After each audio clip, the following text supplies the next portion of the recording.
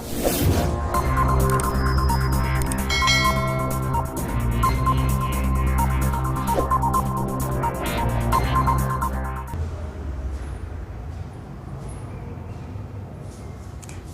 दोस्तों, मैं AMG coaching classes की ऑनलाइन क्लासेज में एक बार फिर आपका स्वागत है।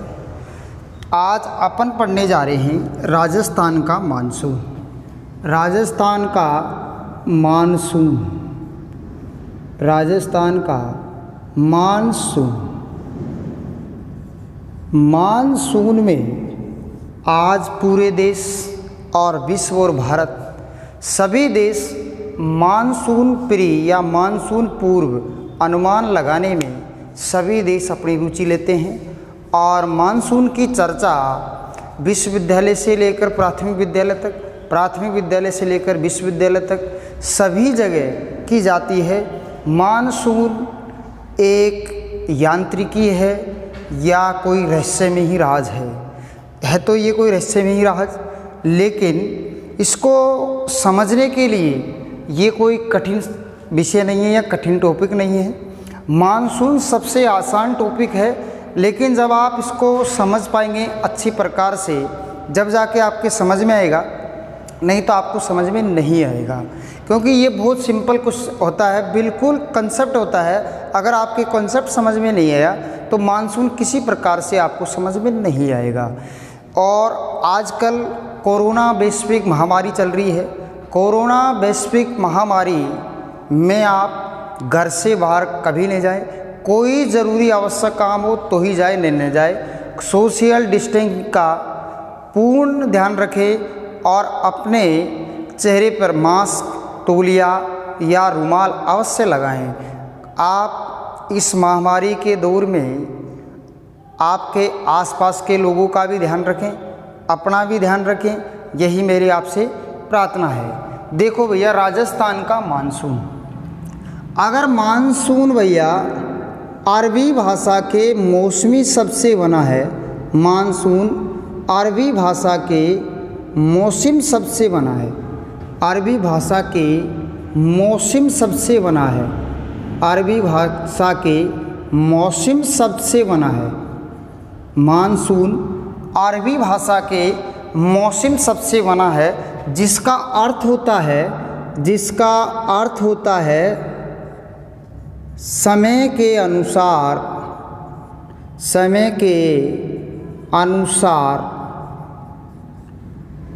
हवा अपनी दिशा परिवर्तित कर ले, अपनी दिशा परिवर्तित कर ले। इसको क्या कहते हैं? मानसून अरबी भाषा के मौसम शब्द से बना है, जिसका समय के अनुसार हवा या पवन अपनी दिशा परिवर्तित कर ले, उसको क्या कहते हैं? मानसून कहते हैं। ठीक है। मानसून सबसे पहले एक अरब भूगोलवेता थे, अरब भूगोलवेता। मानसून सबसे पहले अरब भूगोलवेता थे, जिसका नाम था अल मसूदी। एक अरब भूगोलवेता थे जिसका नाम था अल मसूदी। सबसे पहले, क्योंकि अरब का था इसलिए अरबी भाषा में लिखा, अरबी भाषा के मौसम से बना, क्योंकि अरब भूगोलवेता था अल मसूदी। उसके बाद में मार्सडोन ने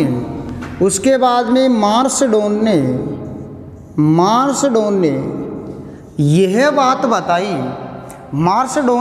बात बताई कि भारत विश्व की संपूर्ण जलवायु रखता है। भारत विश्व की संपूर्ण जलवायु रखता है। भारत विश्व की संपूर्ण जलवायु रखता है, संपूर्ण जलवायु रखता है। भारत विश्व की संपूर्ण जलवायु रखता है। यह बात मार्सडोन के द्वारा बताई गई है और मार्सडोन ने ये कहा कि भारत विश्व की सारी समस्त जलवायु को अपने पास में रखता है। मानसून, राजस्थान का मानसून अरबी भाषा के मौसम शब्द से बना है, जिसका अर्थ होता है समय के अनुसार हवाएं अपनी दिशा परिवर्तित करती है। देखो भाई, इसको थोड़ा समझ लो। अपना जो गर्मी का समय होता है उसमें पश्चिमी हवाएं चलती है। जैसे बरसात का समय आता है पूर्वइयाँ या पूर्वी हवाएं चलती है। तो इस प्रकार समय के अनुसार बदलना चाहिए, तो मौसम है ना मौसम नहीं है। तो ये बातें अरबी भाषा का, क्योंकि अरब भूगोल वेता था, अरब भूगोल वेता अपनी भाषा में लिखेगा, दूसरी भाषा में क्यों, किस में लिखा, अरबी में। सबसे पहले किसने वर्णन किया, अल मसूदी ने। सबसे पहले किसने वर्णन किया, अल मसूदी ने। और भारत विश्व की संपूर्ण जलवायु रखता है, ये बात किसने बताई, मार्शडोन ने बताई। किसने बताई, मार्शडोन ने बताई। अगला देखो, उसके बाद में एक तो होता है जलवायु, एक होता है मौसम। देखो भैया जलवायु, अगला शब्द आया एक जलवायु। दीर्घकालीन वायुमंडल की दशाओं को जलवायु कहते हैं। दीर्घकालीन वायुमंडल की दशाओं को जलवायु कहते हैं। दीर्घकालीन वायुमंडल की दशाओं को जलवायु कहते हैं। देखो भैया, ताप, दाब, घनत्व, ये चीज़ें लगभग 30 से 35 वर्ष में परिवर्तित हो जाती है। अर्थात इसका मतलब ये है कि भैया अपना जो क्लाइमेट है, ये जलवायु है। मान लेते हैं किसी समय राजस्थान के थार मरुस्थल में बहुत ज़्यादा बरसात हो रही हो, लेकिन वर्तमान समय में आज वो मरुस्थल है, तो ये दीर्घकालीन 30 से 35 साल में हो सकता है। कब पहले अपने भारत में सर्वाधिक वर्षा चेरापूंजी में होती थी, लेकिन वर्तमान समय में कहाँ होती है, मोन्सीग्राम में। तो ये कारण है मेघालय में, लेकिन कारण ये कि दीर्घकालीन वायुमंडलीय दशाओं को जलवायु कहते हैं। और जलवायु 30 से 35 वर्ष में चेंज होता है, वहाँ की क्लाइमेट चेंज हो जाती है। ठीक है, तो ये है जलवायु। दीर्घकालीन ताप, दाब और घनत्व में अंतर हो जाता है, इसको जलवायु कहते हैं। 30 से 35 वर्ष में वहाँ की जलवायु, किसी क्षेत्र विशेष की जलवायु परिवर्तित हो जाती है। किसी क्षेत्र विशेष की जब जलवायु परिवर्तित हो जाती है तो उसमें क्या होता है, ताप, दाब और घनत्व जैसी परिवर्तन आ जाते हैं, उसको जलवायु कहते हैं। एक होता है मौसम। मौसम अल्पकालीन वायुमंडल की दशाओं को, अल्पकालीन वायुमंडल की दशाएं, अल्पकालीन वायुमंडल की दशाएं मौसम कहलाती है। अल्पकालीन का मतलब हो गया 1 मिनट मान लेते हैं, सेकंड मान लेते हैं, 1 सप्ताह मान लेते हैं, 1 दिन मान लेते हैं, कोई निश्चित नहीं होता वैसे तो अल्पकालीन वायुमंडल की दशाओं को मौसम कहते हैं। देखो जैसे मान लेते हैं अभी बहुत भयंकर धूप निकल रही है, धूप के बाद में मान लेते हैं बादल छा गए, चेंज हो गया मौसम। क्या हो गया, मौसम चेंज हो गया। तो अल्पकालीन बिल्कुल बहुत कम समय में, 1 मिनट हो सकता है, सेकंड हो सकता है, सप्ताह हो सकता है, 1 दिन हो सकता है, 2 घंटे हो सकते हैं, 5 घंटे हो सकते हैं, 10 होते हैं, 12 हो सकते हैं। तो ये अल्पकालीन दशाएं क्या कहलाती है, मौसम कहलाती है। और मौसम चेंज होने में बहुत कम समय लगता है, इसलिए इसको क्या कहते हैं, अल्पकालीन वायुमंडलीय दशाओं को मौसम कहते हैं। ठीक है, अगला देखते हैं। मानसून को या जलवायु को प्रभावित करने वाले कारक। मानसून या जलवायु को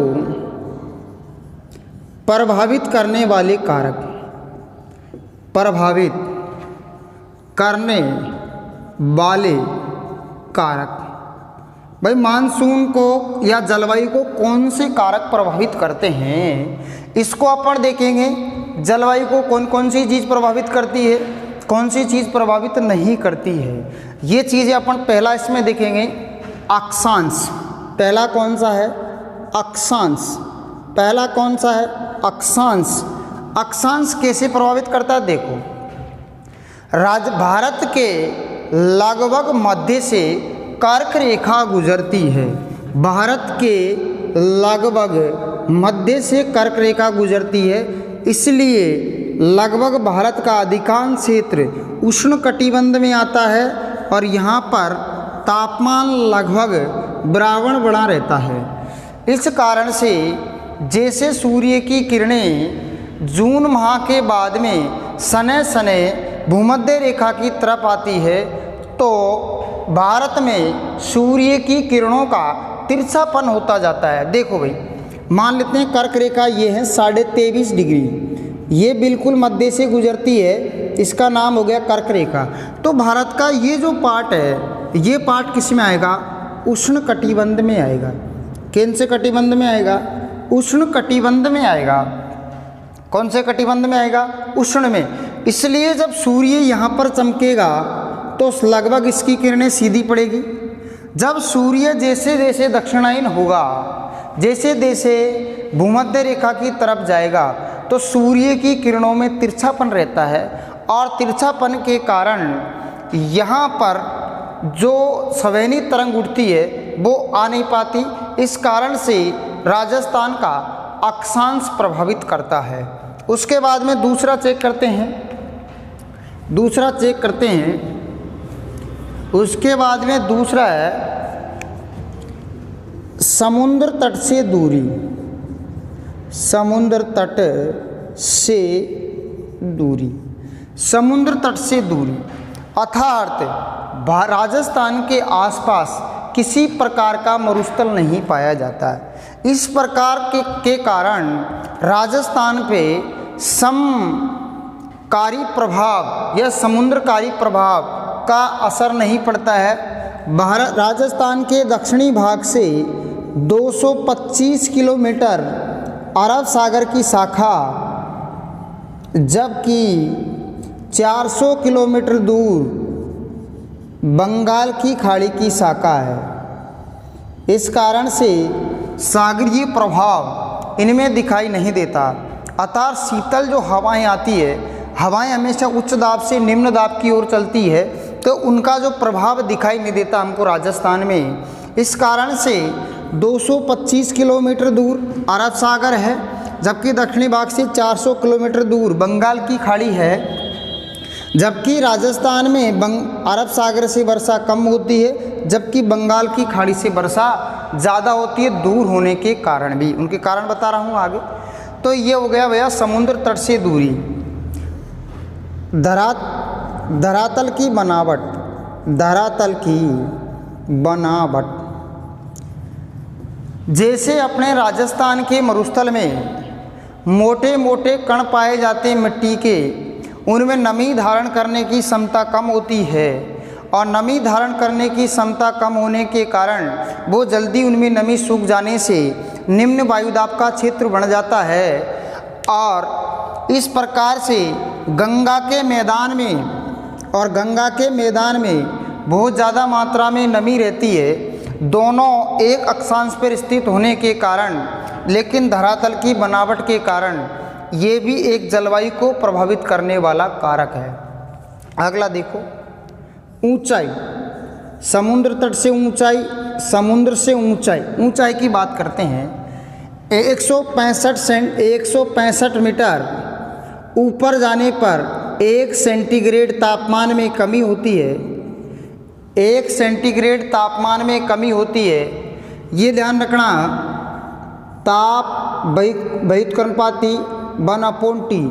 अगर तापमान बढ़ेगा तो प्रेशर घटेगा और प्रेशर बढ़ेगा तो तापमान घटेगा, क्योंकि इन दोनों में विपरीत संबंध होता है। अगर तापमान बढ़ेगा तो प्रेशर घटेगा, अगर प्रेशर बढ़ेगा तो तापमान घटेगा।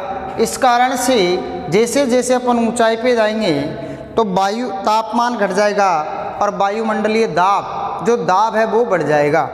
ऊंचाई हो गई। उसके बाद में अगला इसमें कारक है अरावली पर्वतमाला।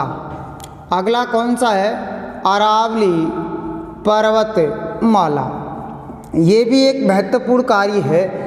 अरावली पर्वतमाला जो राजस्थान में है, और राजस्थान का मानसून ही अपन पढ़ रहे हैं। अरावली पर्वतमाला को देखते हैं। देखो भाई, अरावली पर्वतमाला राजस्थान में अवरोध के रूप में न होकर एक समांतर का कार्य करती है। इस समांतर के कारण जो अरब सागर की शाखा है वो अरावली के समांतर चली जाती है और हिमाचल प्रदेश के क्षेत्रों में जाके वर्षा कर देती है। हिमाचल प्रदेश के क्षेत्रों में जाकर वर्षा कर देती है। इस कारण से राजस्थान का पश्चिमी भाग लगभग दृष्टि छाया प्रदेश की दृष्टि में आ जाता है। इस कारण से राजस्थान में अरावली पर्वतमाला, ये मान लेते हैं अरावली पर्वतमाला है। राजस्थान में ये क्या है? अरावली पर्वतमाला है। ये इसकी उत्तर दिशा हो गई, ये दक्षिण दिशा हो गई, ये पश्चिम हो गई और ये पूरब दिशा हो गई। अपना मानसून जो राजस्थान हो या भारत हो, ये मानसून दक्षिणी पश्चिमी मानसून होता है। ये दिशा पश्चिम हो गई, ये दक्षिण हो, इन दोनों के बीच में कौन सी है? दक्षिण पश्चिम। ये दिशा है। जैसे हमारा मानसून आगे बढ़ता है, सने सने आगे बढ़ता है, इस प्रकार से जब आगे बढ़ता है तो देखो ये अरावली पर्वतमाला के समांतर होते हुए यह मानसून हिमालय क्षेत्रों में जाकर वर्षा कर देता है। लगभग दक्षिणी पश्चिमी मानसून अरब सागर की शाखा सर्वप्रथम बांसवाड़ा जिले में प्रवेश करती है। सर्वप्रथम कहाँ प्रवेश करती है? बांसवाड़ा जिले में। राजस्थान का मानसून का प्रवेश द्वार बांसवाड़ा को कहते हैं। अगर बांसवाड़ा ऑप्शन आए तो है ये, नहीं तो झालावाड़। आगे बता रहा हूँ मैं क्या है। ये सिरोही में भी वर्षा करती है। सिरोही में अरब सागर की शाखा सर्वाधिक समय तक रुकती है। उसके बाद में ये बांसवाड़ा उदयपुर में भी वर्षा करती है और डूंगरपुर में भी वर्षा करती है। लगभग राजस्थान के 4-5 जिलों में अरब सागर की शाखा सबसे ज़्यादा वर्षा करती है, क्योंकि अरावली के समांतर होने के कारण ये राजस्थान का पश्चिमी भाग जो ये है, ये क्या होता है? समांतर होने के कारण यहाँ पर पर्याप्त वर्षा नहीं कर पाती। ये राजस्थान के दक्षिणी पश्चिमी मानसून की बात हो रही है। अरावली पर्वतमाला का क्या कारण रहा? अरावली पर्वतमाला का भी दक्षिण पश्चिम से उत्तर पूरब की ओर विस्तार है, जबकि राजस्थान का मानसून या भारत का मानसून दक्षिण पश्चिम से उत्तर पूरब की ओर ही बढ़ता है। आगे बात समझ में? जैसे ही मानसून चलेगा वैसे अरावली पर्वतमाला की बनावट है। जैसे मानसून आगे बढ़ रहा है वैसे अरावली पर्वतमाला की बनावट है। इस दक्षिणी पश्चिम से उत्तर पूरब की ओर मानसून बढ़ेगा और दक्षिण पश्चिम से उत्तर पूरब की ओर अरावली पर्वतमाला का विस्तार है। तो ये कैसी हो गई? समांतर हो गई। इस कारण से ये अरावली राजस्थान में पर्याप्त वर्षा नहीं करने देती। इस कारण से राजस्थान का पश्चिमी भाग लगभग सूखा रह जाता है। उसमें अरावली भी महत्वपूर्ण कारक है। एक पछुआ हवाई स्टर्लीज भी एक महत्वपूर्ण कारक रखती है। आगे देखा और हम क्या होता है। अगला देखें भैया, तो एक कारक और है पठारों से आने वाली हवाएं। पठारों से आने वाली हवाएं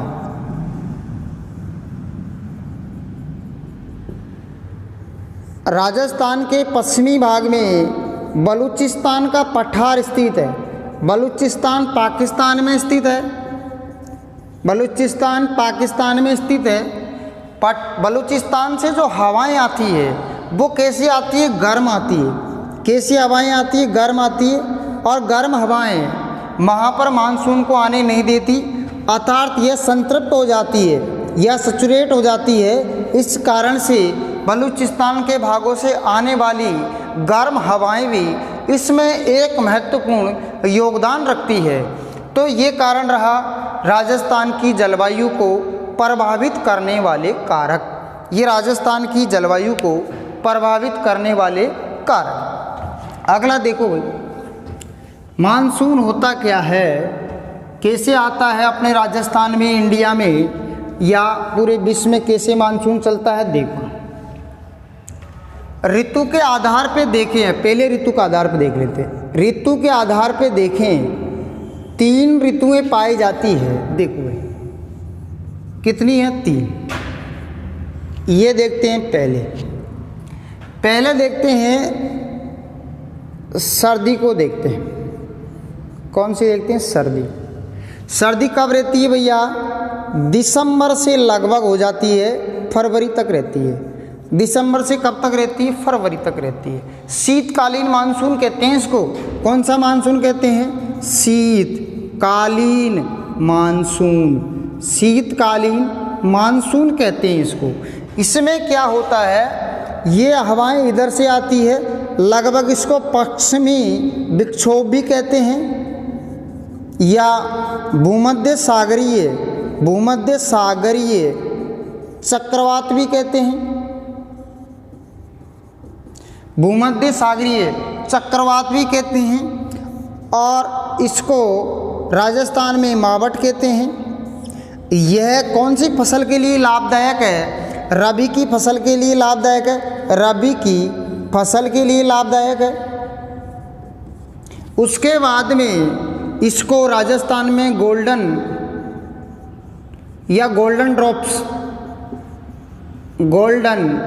ड्रॉप्स के नाम से जाना जाता है, या हिंदी में इसको सुनहरी बूंदे कहते हैं। सुनहरी बूंदे कहते हैं। आता कहाँ से, समझ लो। ये मानसून शीतकालीन या सर्दी का मानसून है। दिसंबर से फरवरी तक इसकी तिथि रहती है। पश्चिमी विक्षोभ, क्योंकि इसमें पश्चिम जो दिशा है, यूरोपीय कंट्रीज है जो भूमध्य सागर पश्चिम भाग में स्थित है, यूरोप और अफ्रीका दोनों के बीच में, जिसको मेडिटेरियन सी भी कहते हैं। पश्चिमी विक्षोभ क्योंकि पश्चिम दिशा में डिफ्लेक्ट होने के कारण भूमध्य सागर, क्योंकि भूमध्य सागर में एक चक्रवात उठेगा जिसको राजस्थान में मावट कहते हैं और रबी की फसल के लिए लाभदायक है, जिसको राजस्थान में गोल्डन ड्रॉप्स या सुनहरी बूंदे कहते हैं।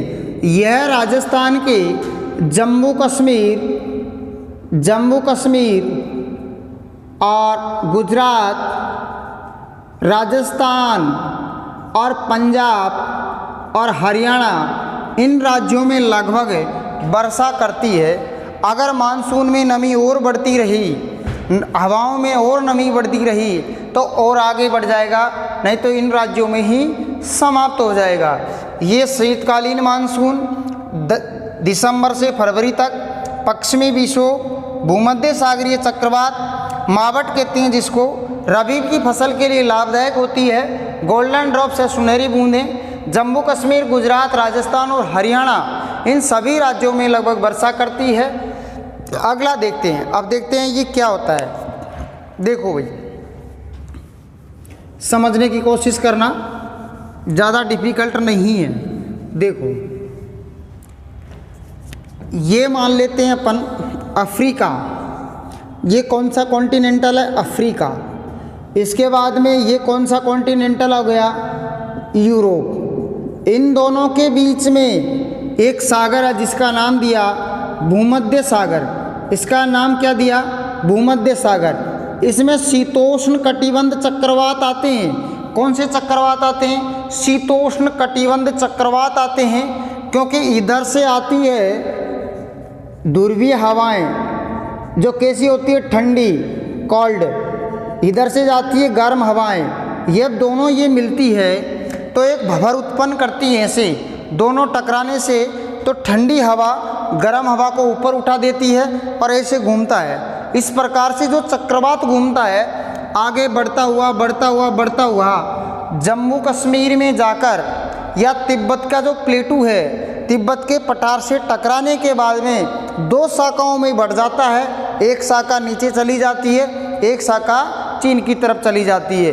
तो इस प्रकार से ये भूमध्य सागर के पास में शीतोष्ण कटिबंधीय चक्रवात उत्पन्न होते हैं। एक गर्म हवा और दूसरी ठंडी हवाओं के जो संक्रमण क्षेत्र में जो चक्रवात उत्पन्न होते हुए उसको शीतोष्ण कटिबंधीय चक्रवात कहते हैं। ये भूमध्य सागर है। इसके बाद में और देखें तो ये एशिया हो गया। इसके बाद में और देखें तो ये ऑस्ट्रेलिया हो गया। इसके बाद में और देखें तो ये उत्तरी अमेरिका हो गया। उसके बाद में और देखें तो दक्षिण अमेरिका हो गया। ये दिशा हो गई पूरब और ये दिशा हो गई पश्चिम, इसलिए इनको ध्यान में रखते हुए पश्चिमी विक्षोभ भी कहा जाता है, क्योंकि दिशा कौन सी हो गई, पश्चिमी। दिशा कौन सी हो गई, पश्चिमी।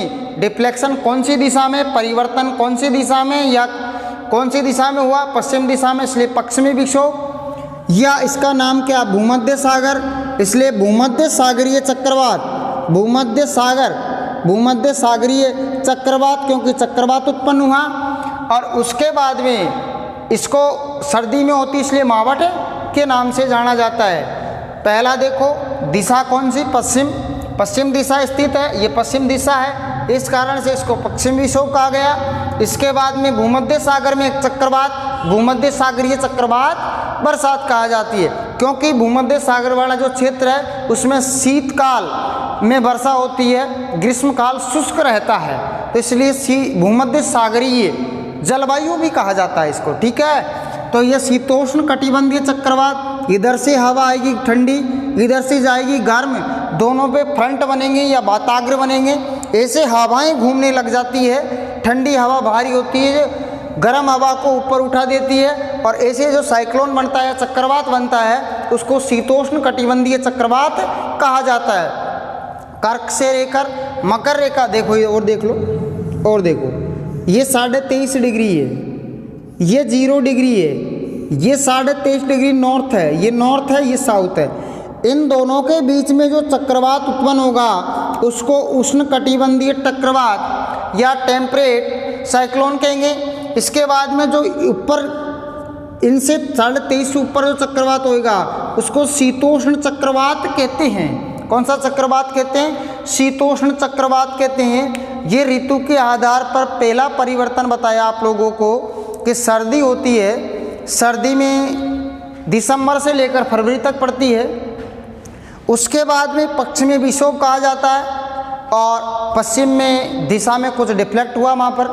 उसके बाद में भूमध्य सागर में एक चक्रवात उत्पन्न हुआ, उसको भूमध्य सागरीय चक्रवात कहते हैं। राजस्थान में आने पर वो मावठ कहलाएगी, जो रबी की फसल के लिए लाभदायक होती है, जिसको गोल्डन ड्रॉप्स भी कहा जाता है। और यह लगभग राजस्थान के, भारत के 4-5 राज्यों में लगभग वर्षा करती है। जम्मू कश्मीर हो गया, पंजाब हो गया, गुजरात हो गया, हरियाणा हो गया, और राजस्थान में ये वर्षा करती है।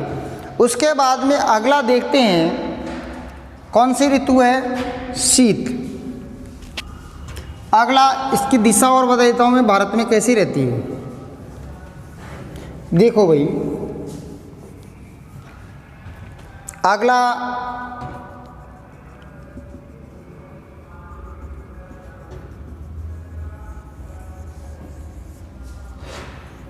अगला चेक करते हैं। देखो, शीतकालीन जो मानसून होता है उसमें सेल बनती ऐसे, शीतकालीन मानसून ऐसे घूमता है, जबकि ग्रीष्मकालीन मानसून में सेल ऐसे बढ़ती है। ध्यान रखना, ये कौन सी दिशा हो गई, उत्तर, ये कौन सी दिशा हो गई, पूरब, ये कौन सी दिशा हो गई, पश्चिम, और ये कौन सी दिशा हो गई, दक्षिण। तो उत्तरी पूर्वी मानसून, लौटते हुए मानसून भी कहते हैं, ठीक है। तो भैया इनसे जो वर्षा होती है ये ऐसे सेल बढ़ती है, इस प्रकार एक सेल घूमती है ऐसे। तो ये कौन सी हो गई, सर्दी वाली सेल हो गई, ठीक, ऐसे घूमती है। जबकि जो अपना दक्षिणी पश्चिमी मानसून है वो ऐसे घूमता है। आगे बता रहा हूँ कैसे, कहाँ से घूमते हैं, कहाँ से नहीं घूमते, ऐसे घूमते हैं, ठीक है। और जबकि ये उत्तरी पूर्वी मानसून है, ये ऐसे घूमता है सर्दी वाला, ठीक है, एक सेल पूरा करता है, इसलिए सेल चक्र या कहते हैं इसको, ठीक है। अगला देखो, अगला चेक करते हैं ऋतु के आधार पर दूसरा परिवर्तन।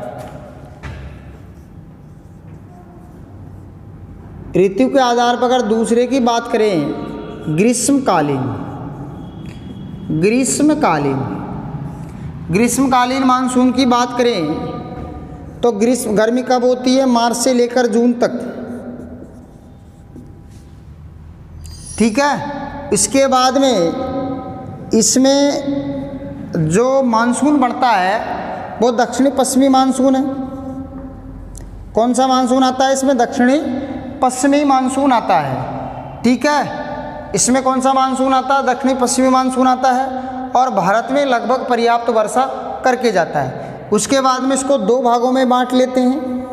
हिंद महासागर है, हिंद महासागर की दो भुजाएं हैं, एक का नाम बंगाल की खाड़ी है और दूसरे का नाम अरब सागर है। कौन सा सागर है? अरब सागर है। बे ऑफ बंगाल, अरेबियन सी, दो शाखाएं हैं, हिंद महासागर की दो शाखाएं हैं। अब चेक करते हैं ये कैसे आता है, ये कैसे आता है चेक करते हैं। देखो भैया अगला देखो,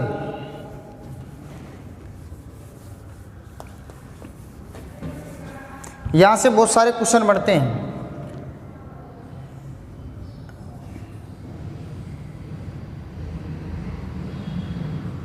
ये राजस्थान का मैप रहा,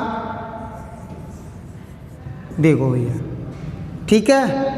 ये दिशा हो गई उत्तर, ये दिशा हो गई दक्षिण, ये दिशा हो गई पश्चिम और ये दिशा हो गई पूर्व। मानसून दक्षिण पश्चिम कहलाएगा, ये मानसून है। ये इसकी अरब सागर शाखा हो गई, ये इसकी बंगाल की खाड़ी की शाखा हो गई, ये अरब सागरीय शाखा हो गई, ये बंगाल की खाड़ी की शाखा हो गई। यहाँ से मानसून ऐसे चलता है, अरब सागर की शाखा दक्षिण पश्चिमी मानसून, ये ऐसे चलता है, ऐसे वर्षा करता है। इसको कहते हैं दक्षिणी पश्चिमी मानसून। मैंने पहले बताया सबसे पहले बांसवाड़ा में प्रवेश करता है, इसे मानसून का प्रवेश द्वार बांसवाड़ा कहते हैं। अगर ऑप्शन में हो तो, नहीं तो झालावाड़ कहलाएगा। ये आराम से ऐसे जाता है और राजस्थान में इसके थार के मरुस्थल में बिल्कुल वर्षा नहीं होती है। इसके बाद में जो बंगाल की खाड़ी का मानसून है वो ऐसे जाता है, ऐसे जाता है बंगाल की खाड़ी का मानसून। अरब सागर की शाखा को तीन भागों में बांटा गया। वैसे अगर देखा जाए भारत के पश्चिमी भाग के पश्चिमी डालों में, दूसरी बात जो सतपुड़ा और नर्मदा ताप्ती की जो घाटी है उनमें से, तीसरी जो वर्षा करता है वो अरावली के समांतर होते हुए जाता है। लगभग तीन शाखाओं में बांटा जाता है, जिसमें राजस्थान का नाम लगभग तीसरी शाखा में माना जाता है। दक्षिण पश्चिम से उत्तर पूरब की ओर ऐसे मानसून बढ़ता है। ये बंगाल खाड़ी का दक्षिण पूरब से उत्तर पश्चिम की ओर मानसून बढ़ता है। तो कभी कभी वो क्वेश्चन पूछता है कि राजस्थान में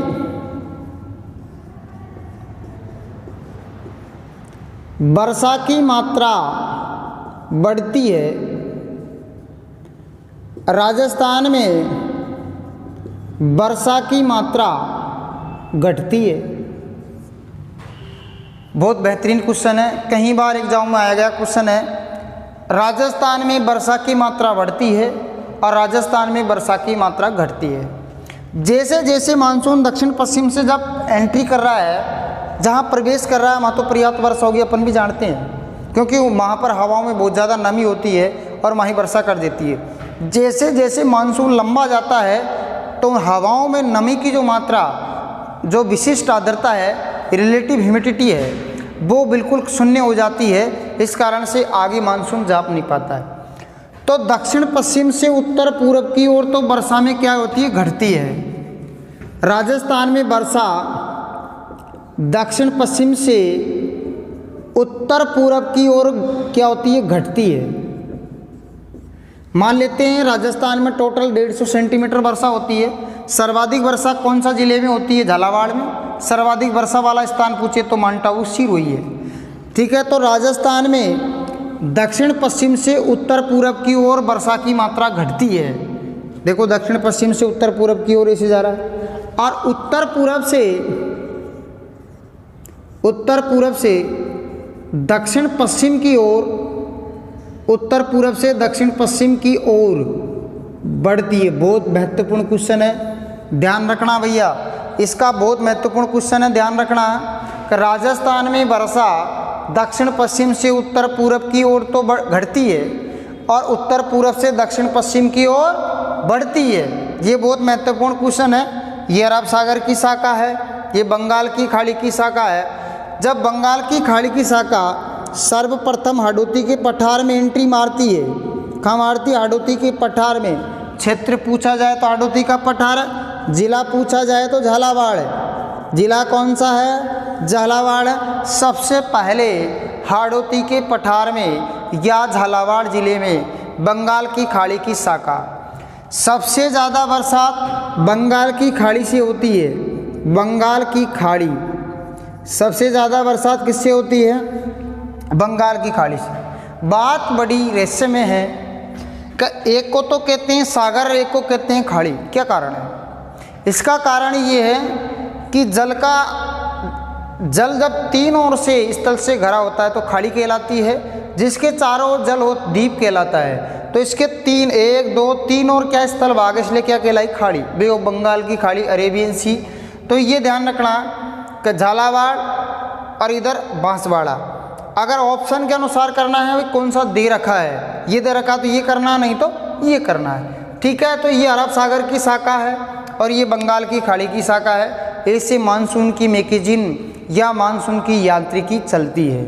और चेक करते हैं कैसे कैसे हो रहा है, और देखते हैं भैया घूम कैसे जाता है। RTCZ है क्या? देखो, और देखो भैया ये आपके लिए बहुत हेल्पफुल होगा। ध्यान रखना, ये बहुत महत्वपूर्ण टॉपिक चल रहे हैं। जब आप मेरे साथ जुड़ते हो तो बिल्कुल आपको जीरो लेवल से ज्योग्राफी पढ़ाई जा रही है। समझने के अलावा ज्योग्राफी में कुछ नहीं है। आप रटेंगे तो एक भी क्वेश्चन सही नहीं होगा। ज्योग्राफी की खासियत है आपको इसमें समझना ही पड़ेगा। ठीक है, देखते हैं। देखो भैया ये इंडियन, अपना प्यारा देश इंडिया है। देखो भाई,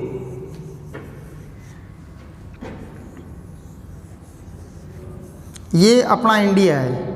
मान लेते हैं सन 0 डिग्री भूमध्य रेखा पे होता है। 0 डिग्री भूमध्य रेखा मान लेते हैं, यहाँ पर सन है, ये सन हो गया। यहाँ पर हाईएस्ट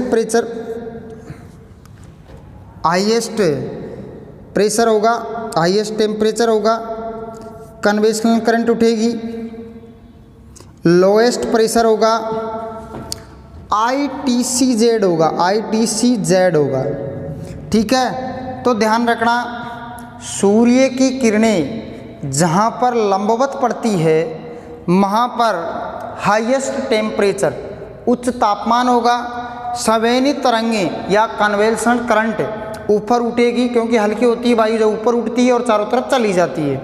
लोएस्ट प्रेशर, यहाँ पर मैंने पहले ही बताया, जहाँ पर टेम्परेचर उच्च होगा वहाँ पर वायुदाब निम्न होगा, जहाँ पर वायुदाब उच्च होगा वहाँ पर टेम्परेचर निम्न होगा। ITCZ inter tropical conversion zone, अंत उष्ण अभिसरण क्षेत्र, अंत उष्ण अभिसरण क्षेत्र, इसको देखते हैं। तो ITCZ होता क्या है? ITCZ अंत है उष्ण अभिसरण क्षेत्र, अंत उष्ण अभिसरण क्षेत्र होता है।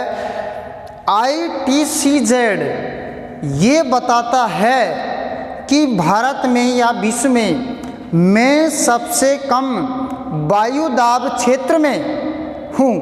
क्या बताता है? मैं सबसे निम्न वायुदाब या मेरे पास लोएस्ट प्रेशर है, उसको बताता ITCZ। उसके बाद में भूमध्य रेखा पे डोल ड्रम, क्या बनेंगे? डोल ड्रम। डोल ड्रम का मतलब होता है शांत पेटी।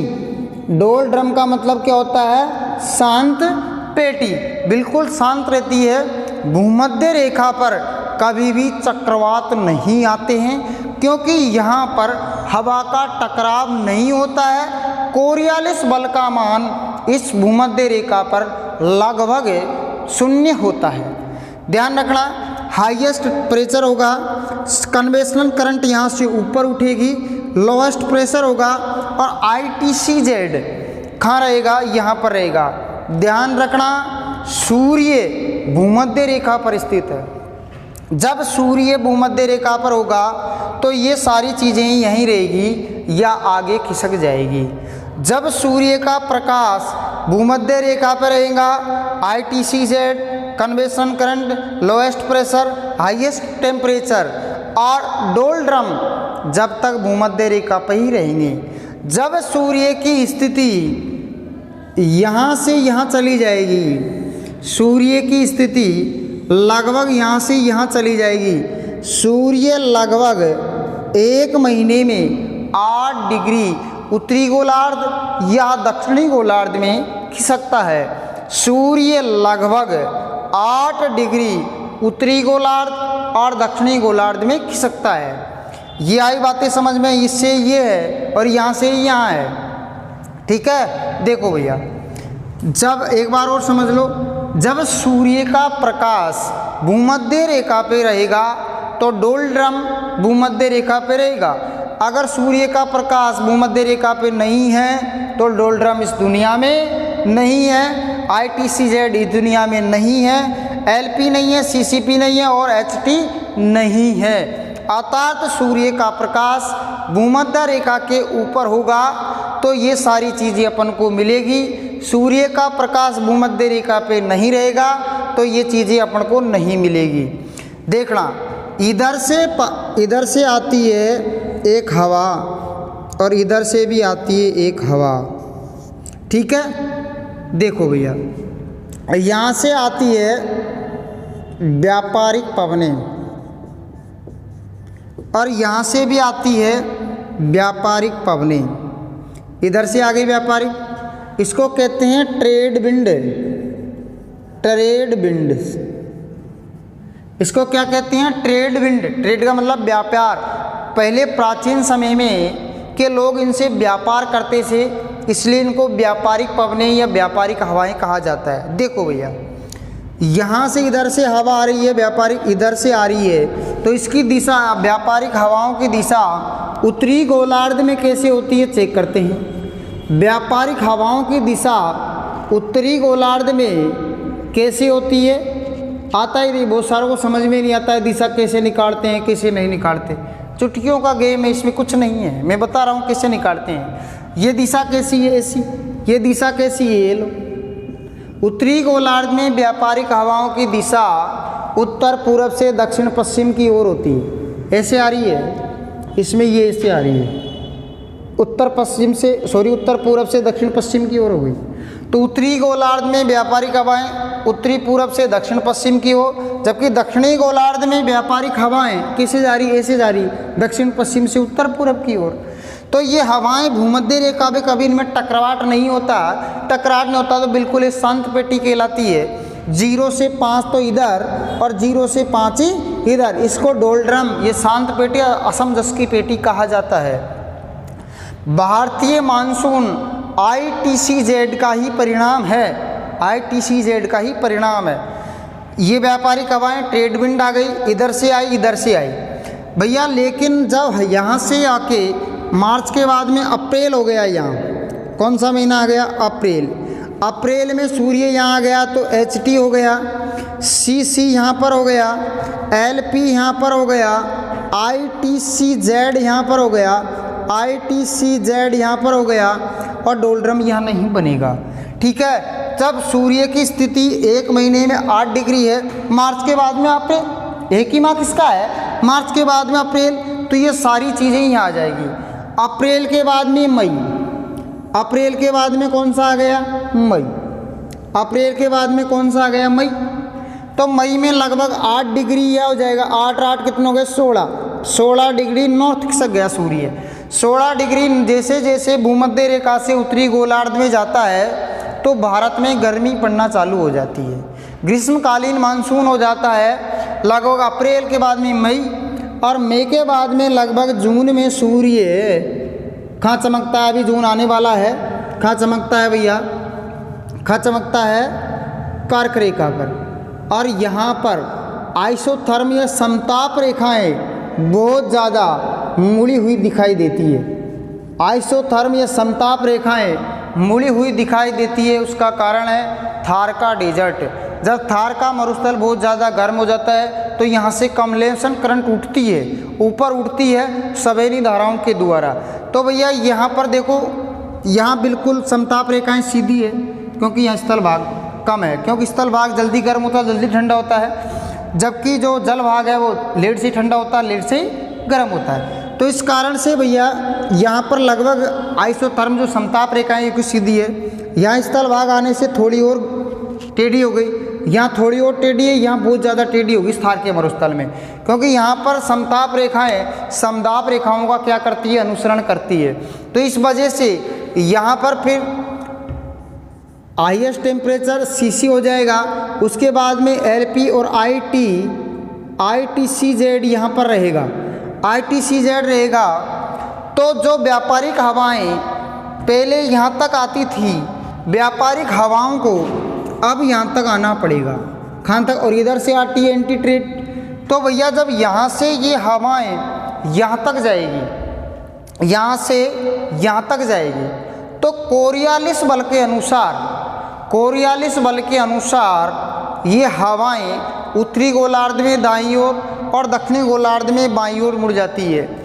सेकंड ग्रेड 2018 में क्वेश्चन पूछा गया, भारत का मानसून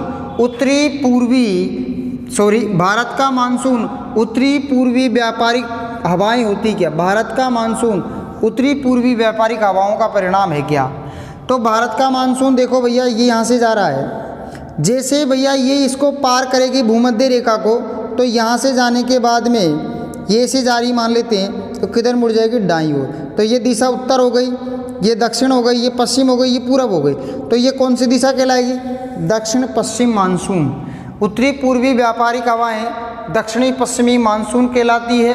भारत का मानसून व्यापारिक हवाओं के द्वारा ही संचालित होता है, जो हिंद महासागर में सर्वाधिक चेंजेज या उत्क्रमण होता है। मानसूनी हवाओं का सर्वाधिक होता है हिंद महासागर में। वास्तव में मानसून व्यापारिक हवाएं होती है, आईटीसीजेड का परिणाम है। तो यहाँ टकराने के बाद में ये हवाएं यहाँ तक आनी पड़ेगी, किसको, सारी पेटियाँ लगभग 5-5 डिग्री उत्तरी अक्षांश या 5-5 डिग्री दक्षिणी अक्षांश खिसक जाती है। इस प्रकार से जब व्यापारिक हवाएं यहाँ से ऐसे घूमती ऐसे आती है, फिर यहाँ से कन्वेक्शन करंट उठती है, यहाँ से कन्वेक्शन करंट उठने के बाद में यहाँ से ऐसे घूमी, ऐसे घूमने के बाद में महासागर से नमी ग्रहण की और ऐसे आ गई, फिर ऐसे आती हुई ऐसे आती हुई। इस प्रकार से मैंने पहले बताया था कि आपको जो उत्तरी पूर्वी मानसून होता है वो ऐसे आता है और दक्षिणी पश्चिमी मानसून वो ऐसे आता है। यहाँ से कन्वेक्शन करंट उठेगी, उठने के बाद में ये नीचे आएगी, दक्षिण की ओर मुड़ जाएगी, फिर यहाँ से नमी लेकर ऐसे घूम जाएगी। इस प्रकार नमी लेते हुए घूमते हुए ये मानसून दक्षिणी पश्चिमी मानसून एक सेल का निर्माण करता है ऐसे, तो ऐसे सेल घूमती है, ऐसे डेवलपमेंट करती है सेल। इस प्रकार से ये जो व्यापारिक हवाओं को यहाँ तक आना पड़ता है, क्योंकि ये निम्न दाब रहती है। हवाएं हमेशा लो प्रेशर से हाई प्रेशर की तरफ चलती है। हवाओं का एक रूल्स होता है, लो प्रेशर से हाई प्रेशर की ओर चलती है। तो जब सूर्य का प्रकाश यहाँ है, आईटीसीजेड यहाँ है, कन्वेक्शन करंट यहाँ है, सबसे कम निम्न वायुदाब यहाँ है, तो ये हवाएं भूमध्य रेखा को पार करके दाईं ओर घूम जाती है और निम्न वायुदाब को चेक करती कौन सी जगह है, निम्न वायुदाब इनको यहाँ मिलेगा। यहाँ से उठने के बाद में या तो दक्षिण हो जाएगी, उत्तर ये दक्षिण की ओर घूमकर फिर यहाँ से नमी ग्रहण करके इससे वर्षा करती है, और ये भैया दक्षिणी पश्चिमी मानसून कहलाता है कोरियालिस बल के अनुसार। कोरियालिस बल को थोड़ा सा और देख लेते हैं और सिंप्लीफाई कर देते हैं, बहुत बार आया गया क्वेश्चन है। कोरियालिस बल, कोरियालिस बल कोरियालिस बल होता क्या है। कोरियालिस बल उत्तरी गोलार्ध में हवाओं की दिशा दाईं ओर और दक्षिणी गोलार्ध में हवाओं की दिशा बाईं ओर कर देता है। कोरियालिस बल भूमध्य रेखा पे शून्य होता है। कोरियालिस बल का मान भूमध्य रेखा पर शून्य होता है। कोरियालिस बल का मान भूमध्य रेखा पे कितना होता है, शून्य। देखो अगर साइन 0 का मान 0 तो भूमध्य रेखा पे कितना डिग्री बनता है, 0 डिग्री।